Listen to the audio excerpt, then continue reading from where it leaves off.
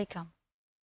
In this lecture, we are going to talk about the transport systems in living organisms, and we are specifically talking about the circulatory fluid, the blood, in human beings. We will concentrate on the blood systems, blood, the circulatory fluid, and its contents in human beings. We start with what is transport and why the transport systems are required.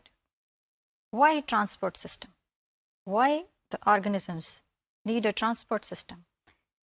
Organisms have to exchange materials with their surroundings, with their environments, because they have to live in the environment, sustain themselves in the environment.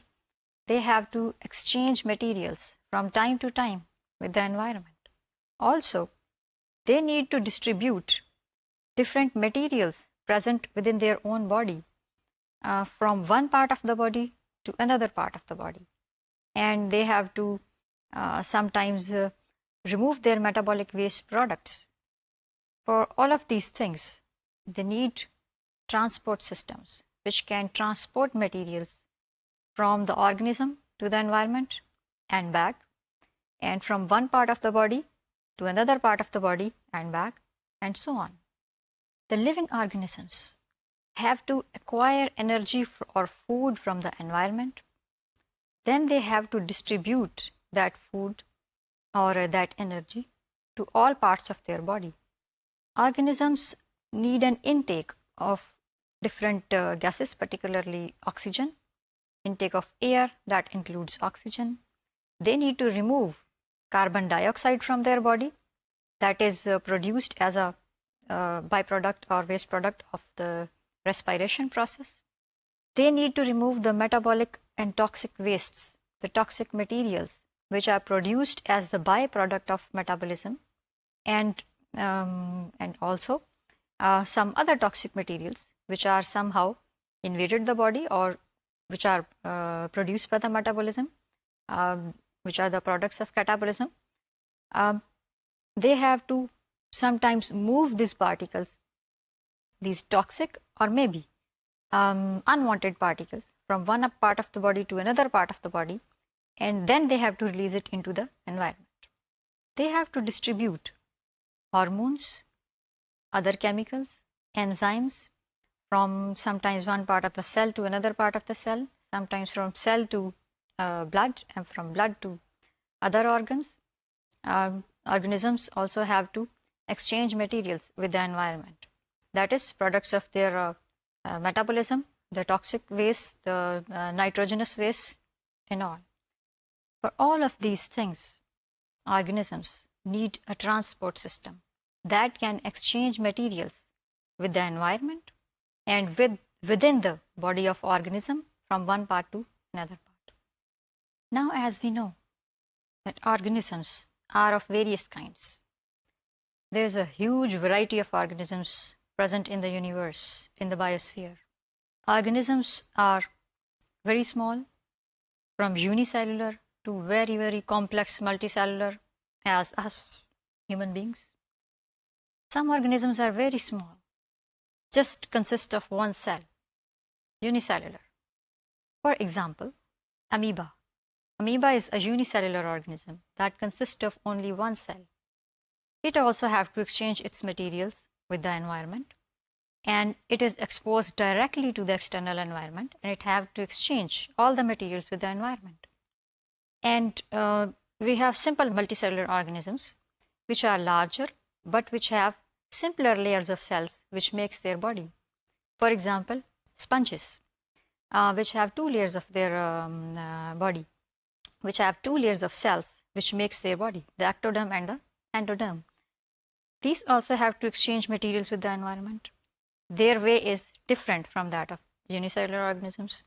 And we have organisms which are as complex as the higher plants and the animals, which have many cells, millions or billions of cells in their body, and they have to exchange materials from maybe 1,000 cells, billion cells, have to exchange materials with each other and with the environment.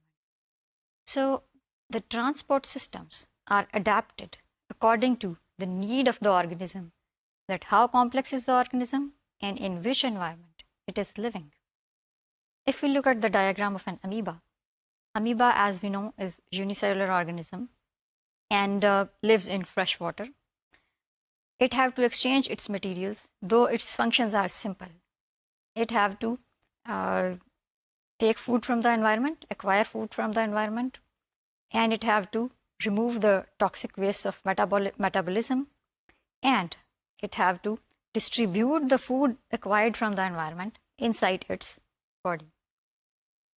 For this purpose, amoeba makes food vacuoles. When it get to touch a food particle, a smaller organism maybe, then its membrane, its cell membrane invaginates, and due to this invagination, it entraps the food particle inside with some water. This is called a food vacuole. This food vacuole then, due to the cytoskeletal elements present inside the amoeba's body, the cell, moves from one place to another place inside the cell.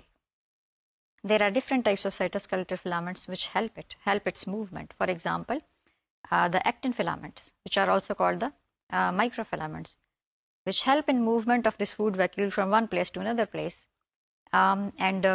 With the time being, a lysosome comes, pour its enzymes, and food is digested. Then the vacuole moves inside the body due to this cytoplasmic movement with the help of cytoskeletal filaments, the microfilaments, and distribute that digested food in the body. Then it have to remove water from its body because it's living in fresh water. It is exposed to much quantity of water. So a hypotonic solution, we can say. So what could happen? Water rushes inside its body because salt concentration is more inside. Water moves inside. To get at the situation, amoeba have another sort of transport system called the contractile vacuole, which fills up with water, which absorb water from its surrounding inside the body of amoeba, fills up with water. When it fills up, then it removes through a pore that water outside the body. It have a pore. It is associated with a pore in the cell membrane, and when it is filled, it removes the water towards surrounding. It is continuously, actively doing it with the help of ATP as energy. So even unicellular organisms, they have certain transport systems which help them in transport of materials. Now we take example of a simple multicellular organism. Simple multicellular organisms, for example, a hydra, a cnidarian coelenterate. Hydra is a multicellular organism. Have two layers of cells called ectoderm, the external layer, and endoderm, the internal layer, as you can see in the diagram. And it have a cavity inside its body, sometimes called a gastrovascular cavity. And it have an opening in the center, just one opening. Because it is living in the water, water can move inside the cavity through the mouth. We call this opening a mouth or an anus as well, because this is both for intake of water and removal of water. So water enters through this opening, moves through the whole gastrovascular cavity, distributes the food materials. There are cells present inside the internal layer, we can call the endoderm, which entrap the food particles and removes their waste products into that water. And then that water goes out through that opening by a pressing action of the gastrovascular cavity. Then water comes again inside. So this is the transport system of a hydra. Simple multicellular organisms have transport systems like this. Now we take example of complex organisms, the plants and animals. Plants have roots to absorb water and food from the soil. Then after roots, they have stem. And upon the stem, they have leaves. They have to transport materials from their roots, moving above towards their stem, and from the stem moving towards the leaves, and so on. They have different types of transport systems. We look at a diagram. Here you can see in the diagram the movement of water from a root hair, because roots have hairs, to increase the surface area for intake of water. From root hairs, you can see that water moves towards the central part of the root, and then it enters a specific tissue called xylem, which makes tubes, strong tubes for the movement of water. The xylem tissue then move that water up, conduct that water towards the upper branches and the leaves and all the parts of the plant. Just like that, there is another tissue called phloem, which is more for absorption of food materials from the soil, and it helps in movement of the food materials upside.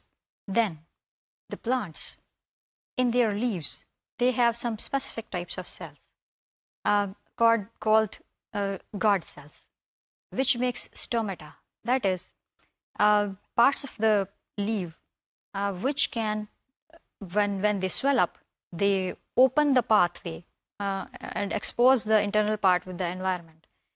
The stomata inside the leaves, present in the leaves, open the leaves, actually connect the leaves with the external environment. This process is for removal of water from the inside of the leaves towards outside, which is called transpiration. Due to transpiration, what happens that when water goes out, then a pressure is built up below stomata in the leaf tissues, which result in movement of water from the xylem tissue towards the leaves. And this pressure goes down to the roots. And due to this pressure, water moves upside from the roots to the stem, to the leaves, and so on. So this is another movement or transport in the plants. Transport of sugar molecules also occur in the plants. As you can see in this diagram, that leaves have veins inside. Leaves have, we can say, pathways or canals in which the food materials can move.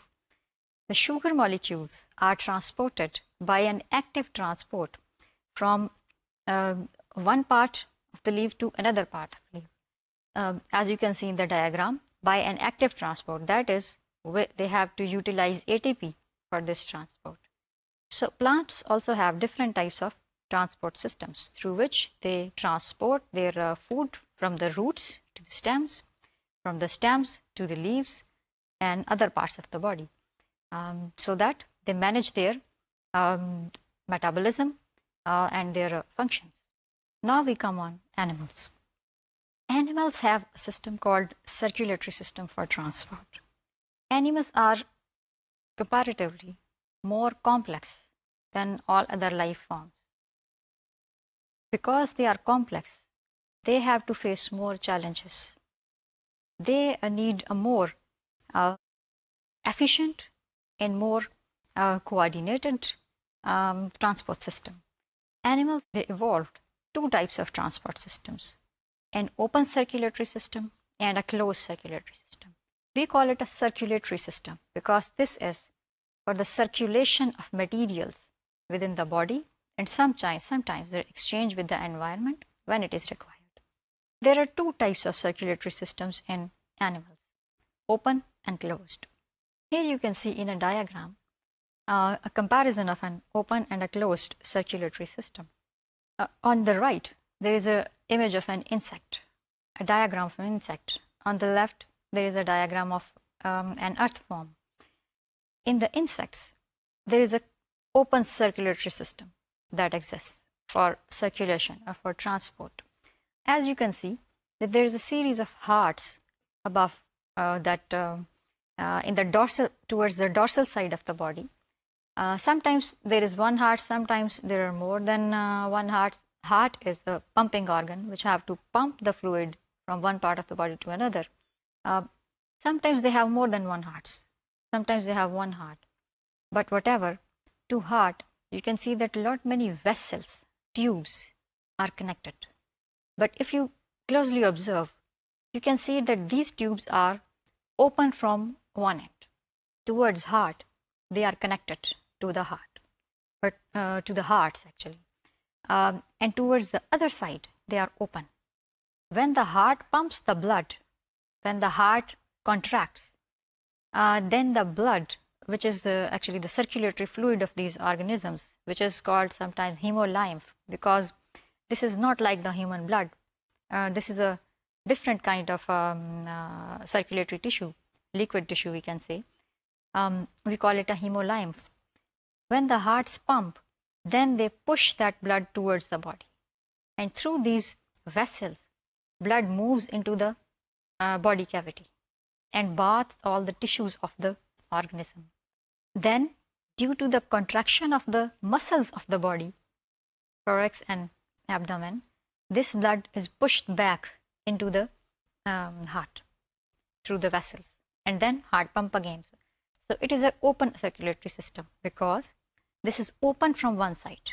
Towards heart it is closed, but towards other side it is open, and open directly into the body cavity. The other system is called closed circulatory system. As you can see in the next diagram on the left, this is the diagram of an earthworm. Earthworm has a closed circulatory system. It have hearts, which are pumping organs, which have to pump the blood, contract and relax to throw the blood towards the body organs. But as you can observe that it have a ventral vessel and a dorsal vessel and a small vascular network which is called capillary network. In this system actually, blood never leaves the network of vessels. Blood always stays inside the network of the vessels.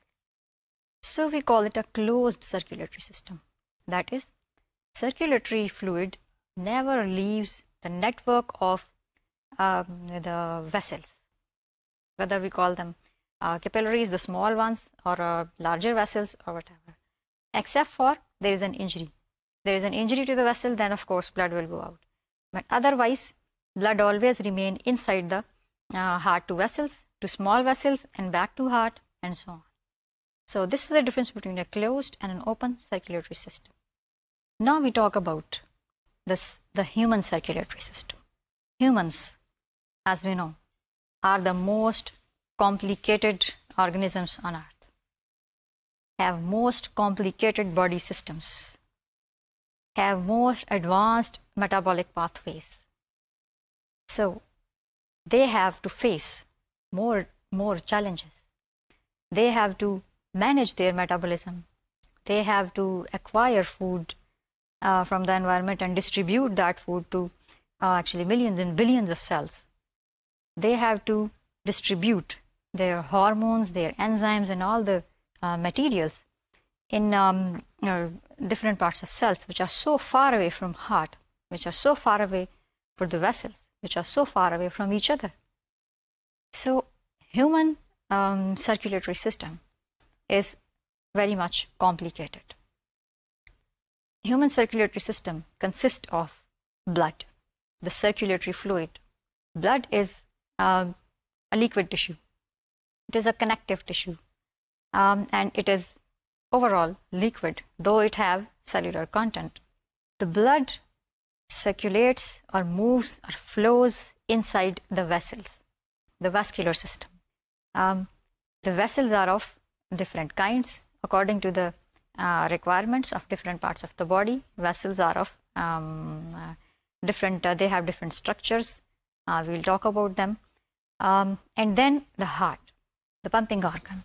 Heart in human beings is, of course, the most complex and the most coordinated. It have to coordinate with the vessels and with the other organs according to the requirements of the body, and it have to pump the blood towards all those parts of body which are far away, which are more complicated. It have to distribute materials for all of the body organs. So human blood vascular system consists of three major parts: the blood, which is circulatory fluid, liquid tissue, the blood vessels, we call them sometimes the vascular system, and the heart, which is the pumping organ. Sometimes we also call it a cardiovascular system. that is cardio stands for heart, vascular for vessels. So cardiovascular system is the transport system or the circulatory system in human beings. In this lecture, we are going to talk about the blood, the circulatory fluid, which is quite highly complex and have various kinds of materials, cellular ones and non-cellular ones. We are going to talk about blood in next section. So the blood, the circulatory fluid. What is blood itself? Blood is a watery fluid which have different types of dissolved and undissolved contents present inside. Blood itself consists of two. We can, if we want to categorize its contents, we can divide them into two major categories: the plasma, the fluid which have dissolved and undissolved materials, and the cellular contents, the cell or cell-like bodies present inside the blood, which are the red blood cells. We call them RBCs for ease to abbreviate. The white blood cells or the WBCs, the platelets, which are not the cells but which are fragments of a single cell called megakaryocyte. The average human body have about 5 liters of blood, though it may vary with the weight of the body and weight of the person. The blood is about 1/12 part of the whole body's weight and mass. The contents of the blood could be separated based upon their weights and densities. If we want to separate the cellular content with the non-cellular contents and red blood cells with the other cells or white blood cells, we can do it. If we can do this by adding a heparin or some solution which can stop the coagulation of blood. And if we let that blood by adding anticoagulant, that will actually stop blood from clotting and let it stand for some time, or centrifuge, the plasma and the cellular contents, they separate and they will look like something like I'm showing you. Look at this diagram. The first, the one on the left is a blood simply just taken away from the vein and an anticoagulant added. If we let it stand for some time or we centrifuge it on a specific speed, we can get its contents separated in layers, as you can see in the diagram on right. The top one is the plasma, the fluid content of the blood. The second layer, small one, is the layer of white blood cells and the platelets. And the third, the bottom layer, which is quite a large one, consists of RBCs or the red blood cells. So red blood cells settle down due to their higher density, white blood cells and platelets settle up, and then the plasma settles on the top. So we can separate experimentally if we want to separate the contents of the blood. Now we talk about their properties. Properties, characteristics and functions of various parts of blood. First of all, the plasma, the fluid content of the blood. It consists of 55% of the blood. Means that 55% of the blood is the plasma, the fluid, the watery fluid. Then comes the cells, cellular content, or we can call them cells and cell-like bodies. They consist of another 45% of blood to make it 100. So 45% of blood is cells or cell-like bodies. It includes the blood cells, red blood cells, white blood cells, platelets. Now we talk about them one by one. The blood plasma. Blood plasma is a watery fluid. It is about 92% water. 92% of blood plasma is water. Then it have different types of dissolved materials. As the slide shows, 0.9% of the plasma is salts. Sodium chloride, just like that of our table salt, which we use in our dishes and somewhere. It is also present inside our blood. Different types of salts of magnesium, zinc, different types of ions, sodium, potassium, zinc, magnesium, are present inside the blood in dissolved or undissolved states. What is the function of these ions or in these salts? these ions and salts actually maintains the pH of the blood. pH of the blood is roughly 7.4. And if concentration of some of the salts is changed in the blood due to any reason, maybe a hormonal change, maybe an environmental change or something, then the pH of blood will change, maybe towards acidic or maybe towards alkaline, which is dangerous for the body. And body have to maintain that pH back by adding the salt from some of the sources.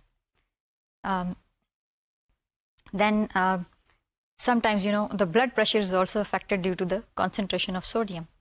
You know that if your blood pressure drops down, sometimes you feel unconscious, and someone who knows comes and says that, okay, take a glass of water with some dissolved salt, and your salt in your blood fills in back, and your blood pressure is retained to normal. The second thing is proteins. Proteins in plasma are from 7 to 9%. 7 to 9% content or part of plasma is proteins. Different types of proteins. Antibodies, fibrinogen, and albumin, to name some important ones.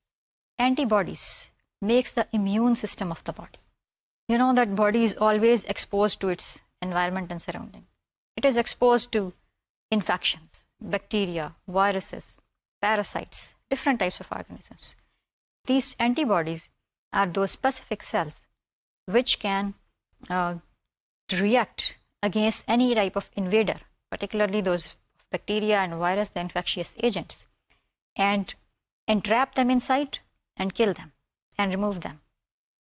So antibodies are actually part of the immune system or defense system of the body. Fibrinogen. Fibrinogen is the clotting factor of the body. It helps the blood to clot. When there is a need to push, when there is an injury, for example, some part is injured, and there is a seeping of blood out, then fibrinogen help in clotting of the blood. Albumin is also an important protein.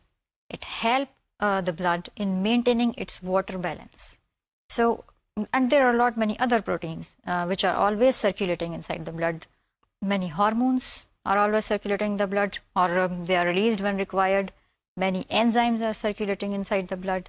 Many different types of proteins circulates in the blood all the times, according to the requirements of the body, and they are distributed by the blood to various parts of the body. For example, a growth hormone is released from the pituitary gland, and it have to move through the whole body and reach almost all tissues of the body, particularly when a child is growing. It have growth hormone quantities in large quantities, and which have to be distributed in all of the body tissues to make them grow. So blood have not many proteins, different types of proteins. Then blood also have the plasma have many different other particles, like digested food particles, the nutrients. For example, carbohydrates, when they are digested, they are converted to glucose. Glucose have to be distributed in the body. This is in the blood. This is distributed through the blood to the different tissues, the cells. Different hormones, as I've previously mentioned, have to be transported by blood. The metabolic waste products, when the cells do the metabolism, and particularly the catabolism, they produce many toxic byproducts. These toxic byproducts have to be transported to specific part of the body, for example, liver, which destroys them or convert them to less toxic forms from the further removal of from the body. So there are many other materials which are present inside the blood according to the requirement of body at that particular time. There are respiratory gases. For example, oxygen always circulates in the blood, because blood have to circulate oxygen and distribute oxygen to all the cells of the body, each and every cell actually, because cells without oxygen, they cannot produce their energy, they cannot live. And the product of respiration is carbon dioxide, which have to be instantly removed from the tissues. So blood also have carbon dioxide, which it have to give back, have to remove from the body through the respiratory system. Here is another diagram, which is just simply showing different types of contents of plasma, the blood cells, and different types of blood cells. As you see, plasma, the liquid part, a dilute solution of salts, glucose, amino acids, vitamins, urea, proteins, and fats. Then second layer is the white blood cells, which is involved in the immune system of the body. Third is then the platelets, which are involved in clotting. The red blood cells, which are involved in carrying oxygen. So this diagram is just showing which constituents are present in different parts of the blood. Blood cells and cell-like bodies. Blood have different types of cells. We name them also differently. We have erythrocytes, leukocytes, and thrombocytes. Erythrocytes are also called the red blood cells. Leukocytes are also called the white blood cells. And platelets and the thrombocytes are also called the platelets. The very famous platelets due to the dengue fever. We talk about them one by one. Erythrocytes, the red blood cells. They look red, red. They look red due to presence of particular protein with an iron group inside hemoglobin. Red blood cells have hemoglobin molecules inside. Function of the hemoglobin molecule is to carry oxygen. So red blood cells carries oxygen from various parts of the body and distribute them to the tissues. The red blood cells also carries carbon dioxide. These actually removes carbon dioxide molecules from different tissues, the cells, and return them to the respiratory and cardiovascular systems to deal with. The red blood cells are present in the highest quantity inside the blood. So the most common cells in the blood circulatory system in the blood are the red blood cells, or the erythrocytes. In men, these are present in a millimeter cube. These are present as 5 to 5.5 million cells. So in men, RBC's red blood cells are 5 to 5.5 million per millimeter cube. You can guess how many these are. In women, these are from 4 to 4.5 million per mm cube. So these are in extremely large quantities, very high quantities. And of course, these are required because they have to transport carbon dioxide and oxygen to the billions of cells present inside the human body, everywhere. And for doing this, they have hemoglobin molecules. Hemoglobin molecules have an iron group inside, and it's a large. It consists of large polypeptide chains, which can attach to the oxygen molecule and transfer it to the different tissues. The next cells are the leukocytes. Also, we call them white blood cells. These blood cells are actually transparent. If we stain them, then we can look at them. We can make a slide of blood cell. If we want to, we can take a drop of blood cell on a slide and make a smear and stain them to observe under the microscope. The leukocytes, or the white blood cells, are categorized into two main categories: agranulocytes, the granulocytes. Agranulocytes are then further categorized into two: the monocytes and the lymphocytes. That is, they are called agranulocytes because they don't have any granular bodies inside their cytoplasm. Granulocytes are the cells as a granulo and cytes. Granules have granules, cytes the cells. The cells which have granules inside. When we stain them, we can see certain granules present inside them which are stained. These are three: basophils, eosinophils, and neutrophils. These are some cells which are also responsible for different types of allergies, which are also involved sometimes in phagocytosis, that is eating large particles and destroying them. Then comes the third category, the platelets. Platelets are the cells, also called the thrombocytes. Platelets are actually fragments of a single cell. A large cell called megakaryocyte is present inside the bone marrow. It is fragmented into about 1,000 cells at a time when activated. We call them platelets. So platelets are the cell-like bodies. The function of platelets is very important in the blood. They causes clotting of the blood. whenever blood needs clotting, they actually come in action. Now we look at diagrams or pictures of various cells, blood cells, and talk about their functions. First of all, have a look on the picture, not diagram, but a picture. Red blood cells, the erythrocytes, they look red under the microscope because they have a hemoglobin group with an iron inside. In mammals, red blood cells don't have a nucleus at maturity. Initially, they do have a nucleus, but when they get mature, they loses their nucleus. And because they loses their nucleus, we know that nucleus is present in the center. They looks like a biconcave cell.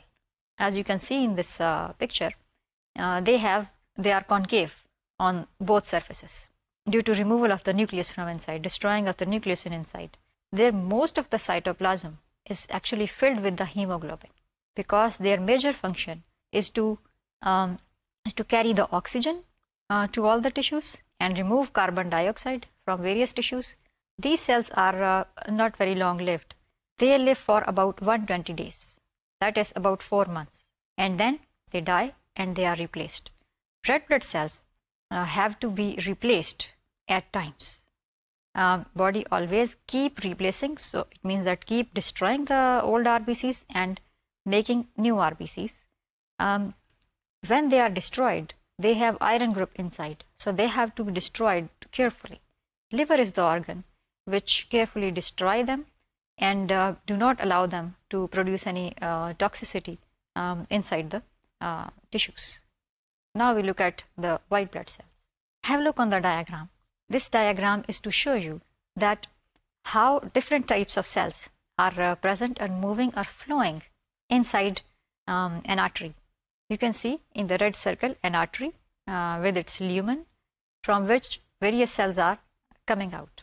The red ones, biconcave ones, are the RBCs. The small irregular particles are the platelets, and quite large and with a purple nucleus are the white blood cells. So blood is actually a combination of these cells with plasma. Now we look at them one by one. We already talked about the RBC, the red blood cell. Now we talk about the white blood cells.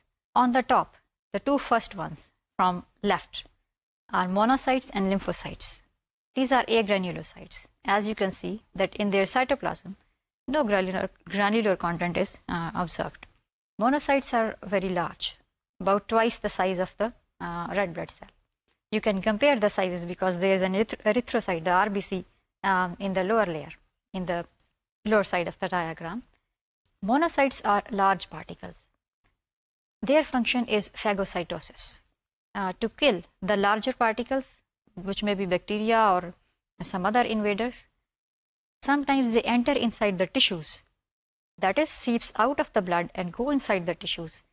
They are called macrophages. They change their shape, they modify their shape, and they can kill the invading bacteria or other infectious particles. For example, if there is an injury to a tissue and bacteria invaded and blood vessels broken, then they go out in the tissues and they are converted to the macrophages, the larger, more irregular cells, and they eat up the bacteria and the infectious particles by an amoebic movement, that is extending towards the direction of the infectious particle or bacterium and engulf it by surrounding it with their cytoplasm in the membrane. The second ones are lymphocytes. You can see that their nucleus is so large that it almost covers the whole of the cytoplasm. Lymphocytes makes the circulating antibodies. These are extremely important because when an organism, an invader organism like bacteria or virus comes inside the body, then these cells are converted to active antibodies, and they identify the antigens, that is, some specific proteins present on the surface of that organism, bacterium for example, and they attack on them and kill them. And more importantly, these antibodies are a long-term memory of the blood, because these antibodies then remain inside the cell. If next time that infectious agent comes, they quickly go and kill them. This is called sort of a natural immunity. For example, against various viral diseases like chickenpox, once we get this disease, next time we do not get it, because our body have made the circulating antibodies against that bacterium, against its surface antigens, and identifies them and then quickly kill them before they create a disease, before we can say they produce the disease symptoms. Then the granulocytes, the neutrophils, these are also phagocytes. They also engulf large particles which are invaders and they kill them. They usually work inside the blood. Then comes the eosinophils. Eosinophils, as you can see, they have a bilobed nucleus. You have seen previously that neutrophils have a trilobed nucleus in this diagram, but neutrophils sometimes may have 4 lobes of their nucleus or may have 5 lobes. So their lobes of the nuclei are 3 to 5. Actually, based upon the lobes of nuclei, we identify different white blood cells because their identification is important.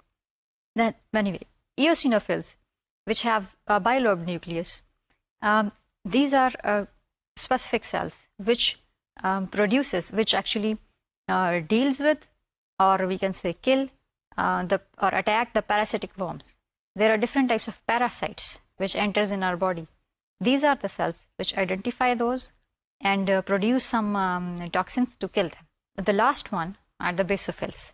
Basophils are specific cells which help actually in inflammation reaction, which causes the inflammation reaction. These produces when some body part is injured, for example, they releases a content called histamine, which activates the macrophages and kill the invading bacteria or viruses or infectious agents. They also release heparin. Heparin is a chemical which stop blood from clotting. So for some time, they allows blood to enter in that part so that the white blood cells can enter in that area and they can kill the invader bacteria or viruses or other organisms. Now, this is very important that in some diseases and in some other conditions, these cells have to be counted.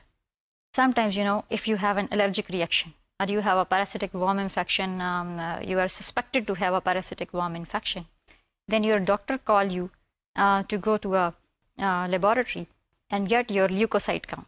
Actually, leukocyte count is count of all these 5 blood cells: monocytes, lymphocytes, neutrophils, eosinophils, basophils, and their percentages tells the doctor that which problem could exist.